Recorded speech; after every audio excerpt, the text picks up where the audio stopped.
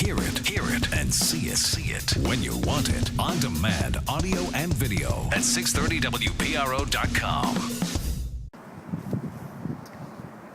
Thank you all for coming. I am Rabbi Amy Levin. I have the privilege of serving as the president of the Board of Rabbis of Greater Rhode Island, and the further privilege of counting as colleagues the Jewish, Christian, and Muslim clergy who join me today. Today's joint statement is a milestone in an ongoing journey in which we have been clearing an unprecedented path of dialogue and spiritual exploration, a journey in which we are building bridges of understanding and appreciation among all our faith communities. These are extraordinary faith leaders.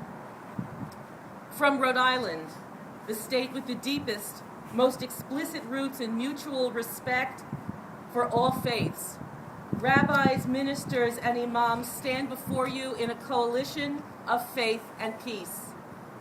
Whether we evoke Adonai, God, or Allah, whether we trace our ancestry back to Avraham, Abraham, or Ibrahim, we are bound by our faith in the same God and our roots in the same family. We look east from this place to a land of spiritual significance to all three of our faiths and pray for the peace, security, and well-being of all of those just living in the Middle East. Parents raising children, simple people going to work, shopping, going to school, visiting grandchildren.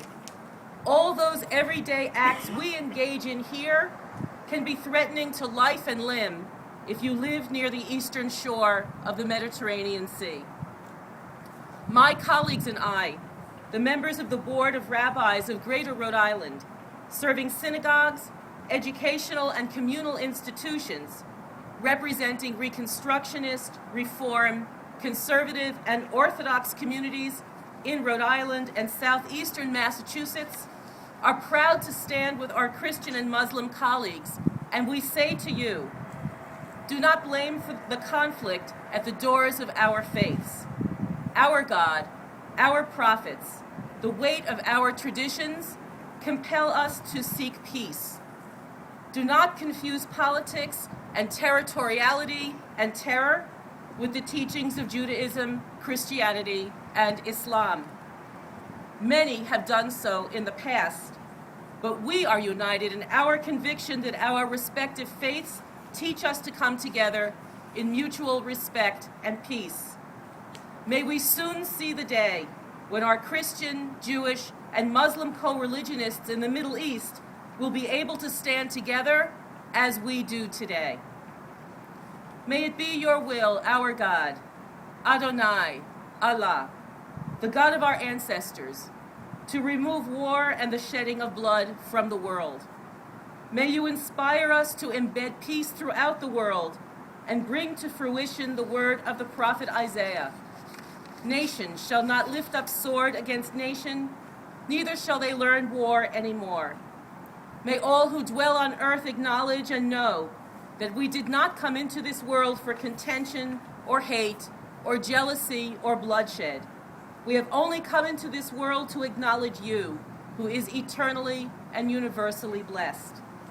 Therefore, we ask that you have mercy on us and that you establish through us the words of the Torah in the book of Leviticus.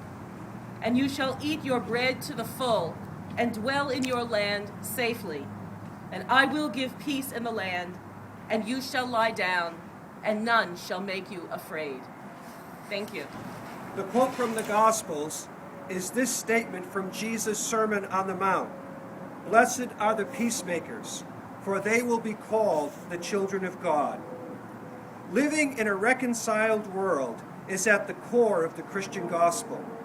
Repeatedly in the Christian scriptures, unity, peace, and harmony for the human family, because it says in our tradition that the prophet Muhammad, prayers and peace be upon him, was sent as a mercy to all the worlds, not as a burden, not as to encourage discord and harmony. This is a distortion of what Islam represents, and I hope today that this picture of the three faith communities and others coming together to promote peace, not only in the Middle East, but also peace throughout the world. Because this is what I believe in my heart of hearts that Islam represents. The very root of the word Islam represents peace from the Arabic word salama.